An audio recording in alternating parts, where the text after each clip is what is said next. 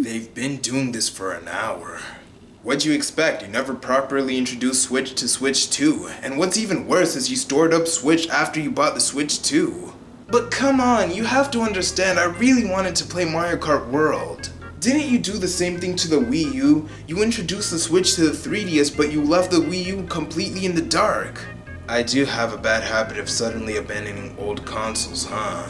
Come to think of it, the Switch 2 is a year old now. Well, maybe not this one, but yeah, the Switch 2 really is a year old now, huh?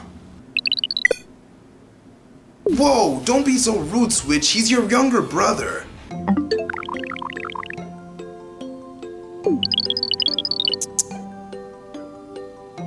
Oh, brother. Why don't we look back at the Switch 2's first year? Maybe that will break the ice between them. Good thinking.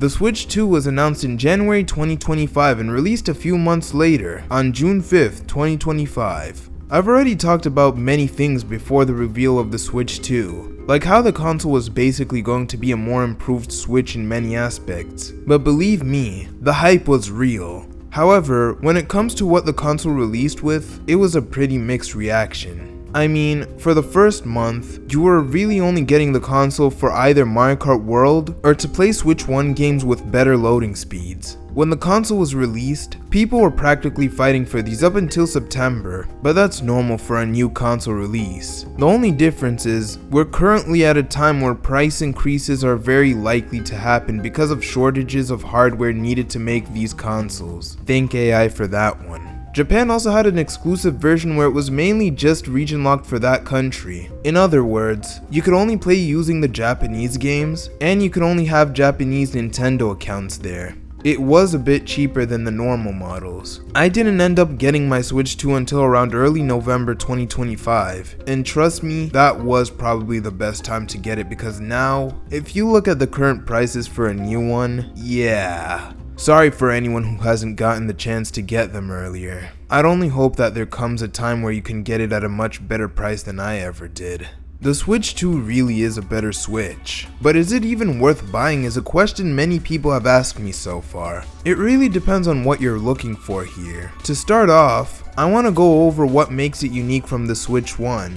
Nintendo has added many additions to the hardware alone, like for starters, making the console much bigger than the Switch 1. When I first saw it, I was pretty surprised at how much better it looks in handheld mode. Yes, it does take after the Switch OLED model, but the console's size is still bigger than that. It actually feels a lot more worth playing on handheld mode now. I actually have been playing the console a lot in this mode, mainly because I don't have a monitor I can leisurely use for it currently. But on top of that, the Joy-Cons are also much better to use. Typically, when I play on the Switch 1, I would use Pro Controller regardless of which mode I'm playing in. But I find myself using the Joy-Con 2s more than I've ever used the first Joy-Cons. The material they used for the entire console is a more matte feeling plastic, which in my opinion, feels really good. I don't actually know if it's matte though. But all that adds on to the general experience of playing on the console. The Joy-Con 2s don't slide into the console anymore as they're magnetic now. And you don't have to be worried about how likely they will fall off because the magnets are pretty strong.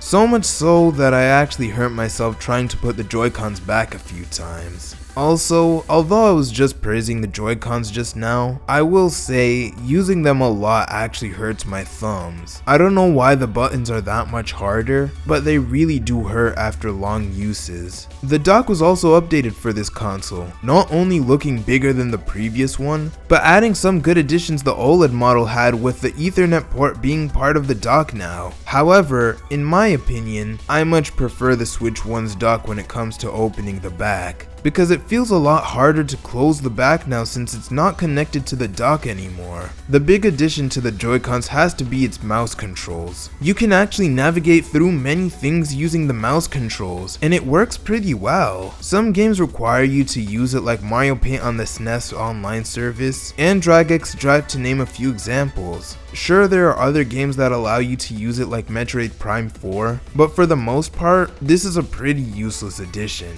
Until more games actually use this feature, I highly doubt we'll see more of this. Remember the time when Nintendo would make a bunch of games just for their console's gimmick? If you're getting the Switch 2 for its games, you're either going to have a great selection of games available or an underwhelming one. The good news about this console is it's backwards compatible, so if you already have Switch 1 games or are planning to try out Switch 1 games in the future, you can play them on the Switch 2. Some Switch 1 games have an upgraded version on the Switch 2, but depending on the game, it's either just a very minor tweak to make the game run better, or you have to buy an upgrade pack to be able to have all the benefits playing on Switch 2. If you don't have a Switch 1 game and want to play it on Switch 2, you can just buy the Switch 2 version right off the bat. Some games don't even have the option to get an upgrade pack, but that's mainly third-party games that do that. Speaking of third-party, Switch 2 has an even better selection of third-party games than ever before. That's thanks to its higher power being closer to the modern console standard. And honestly, I much prefer if Nintendo was closer in power to the modern consoles than being miles away like how it's been up until this point.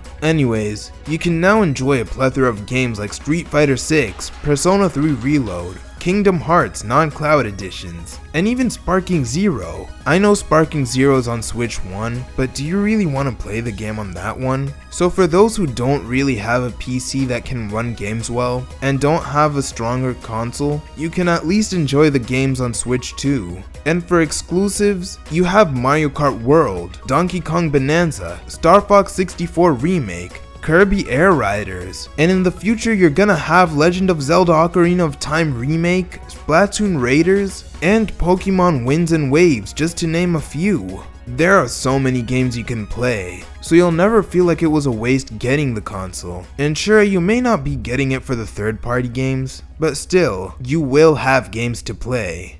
Looking back at this past year, I think it was an awesome year for Nintendo fans. However, I can't continue without talking about the biggest issue this console has faced: the pricing. Many people were prepared for the console being $400. I was already ready for that price range. Sure, now it is $50 more for both the console-only version and the bundle version, making it more expensive than it initially launched, and that will most likely deter people from buying it. Again, thank AI for that one. But the issue mainly comes with the game's prices. No matter how you look at it, this is the most expensive Nintendo console to own. The majority of games will cost you $70. Some games even go up to $80. Recently, they made games cheaper if you buy it digitally, but $10 cheaper really isn't that big of a difference. And to add salt in the wounds, most games that are physical aren't fully loaded into a game cartridge primarily because the cartridge would either have too much leftover space or too little space for the full game. So you would end up having to download a digital version of the game, and the physical cartridge mainly acts as a key to unlock the game. But apart from that, I think this is a really cool console. Unfortunately, I think it just came out at a time where every game company and tech company is at their greediest. The quality of games are half-half, with more misses recently. But I don't think we're even close to the climax of what the console will bring. The system itself is not very different from the Switch 1. The eShop actually changed after this console was released, and there are still no new themes for the home screen. I really wonder if they will ever do anything with this page one day. Really? What? You couldn't just try to undersell the Switch 2? What do you mean? Well, while you were reminiscing about the past year, the Switch 1 had enough. Look, he even knocked down the Switch 2. Uh-oh, things got out of hand. We really should do something about this.